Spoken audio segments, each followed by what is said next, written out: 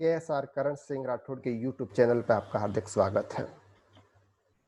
Income tax department ऐसे कौन से ट्रांजैक्शन थे जिसको 31 मई के पहले ऑनलाइन अपलोड नहीं करता था, लेकिन 1 जून 2020 के बाद ऐसे सभी ट्रांजैक्शन ऑनलाइन अपलोड कर दिए जाएंगे।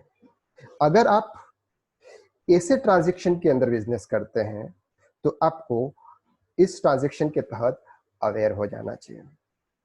26AS फॉर्म आपका टैक्स स्टेटमेंट फॉर्म है। इसके तहत सभी जानकारी अवेलेबल होने चाहिए। न्यू ट्रांजैक्शन को अपलोड करने के लिए इनकम टैक्स डिपार्टमेंट ने 26AS फॉर्म के अंदर कुछ चेंजेस किए हुए हैं। ये कौन कौन से चेंजेस हैं, इनको अपन डिटेल्स के अंदर समझते हैं। Number 1, information relating to tax deducted और कलेक्टेड एट सोर्स। अगर आपका किसी कंपनी या किसी एनी अथॉरिटी ने टैक्स डिडक्ट किया है और डिपॉजिट किया हुआ है, इसकी इंफॉर्मेशन आपको 26AS फॉर्म पर अवेलेबल होती है। फॉर एग्जांपल, अगर आपने बैंक में फिक्स डिपॉजिट करवाया है और उस फिक्स डिपॉजिट पर 10,000 से ज्यादा की अगर आपको इंटरेस्ट इनकम हो रही है, तो उस इंटरेस्ट इनकम पर बैंक 10% टीडीएस डिडक्ट कर लेगा और उस डिडक्ट किए हुए अमाउंट को आपके द्वारा दिए हुए पेन के बेस पर टैक्स डिपॉजिट करवाएगा। जितना भी टैक्स आपकी पेन के बेस मान के डिपॉजिट करवाया हुआ है, उन सभी इंफॉर्मेशन आपको ग्रोस इनकम के साथ टीडीएस अमाउंट का पूरा शो आपको इनकम टैक्स के इस 26S फॉर्म के अंदर शो होगा। Second transaction, information related to payment of tax.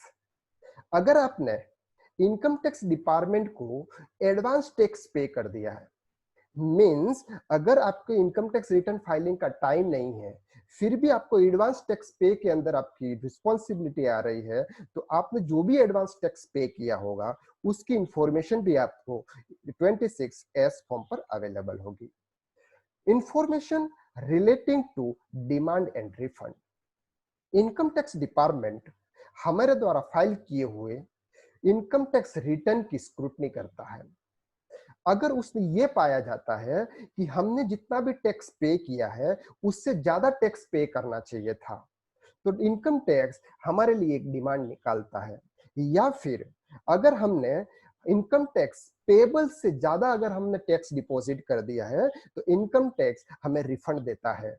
इन दोनों की जानकारी अब 26S फॉर्म पर अवेलेबल होगी।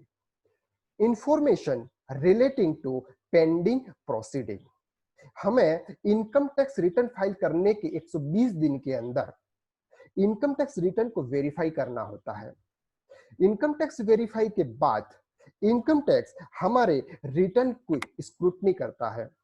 अगर उस स्क्रूटनी में उसे कुछ डाउट होता है कि हमने सही इंफॉर्मेशन प्रोवाइड नहीं करी है, तो इनकम टैक्स सेक्शन 143 के तहत हमें एक नोटिस जारी करता है, जिसका आंसर हमें कुछ एक लिमिटेड टाइम के अंदर देना होता है। लेकिन अगर हम इसका आंसर लिमिटेड टाइम के अंदर नहीं देते हैं, तो उसकी पेंडिंग प्रोसीडिंग भी हमें 26S फॉर्म पर अपलोड कर दी जाएगी। Specified financial transaction, sales, purchase, exchange of goods, property, working contract and service means आपके जितने भी फाइनेंशियल ट्रांजैक्शन है, जैसे आप कोई गुड्स सेल कर रहे हैं या गुड्स परचेज कर रहे हैं, आप प्रॉपर्टी को परचेज कर रहे हैं, कोई वर्क कॉन्ट्रैक्ट कर रहे हैं या फिर आप कोई सर्विस का बिजनेस कर रहे हैं, ये सभी इंफॉर्मेशन आपके 26S फॉर्म पर अपलोड कर दी जाएगी। पहले 26S फॉर्म पर ये सभी फाइनेंशियल ट्रांजैक्शन अपलोड नहीं होते थे, लेकिन 1 जून 2020 के बाद ये सभी ट्रांजैक्शन आपके फॉर्म 26S पर अपलोड कर दिए जाएंगे।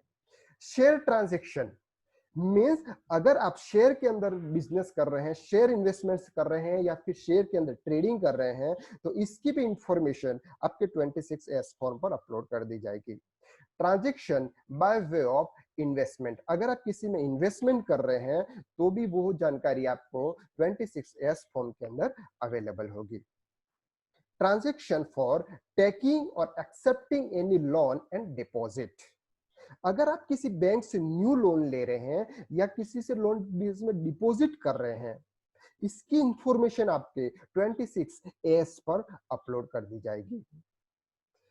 Next, informations received from any other country under treaty exchange of information about income or assets of the taxpayer located outside India.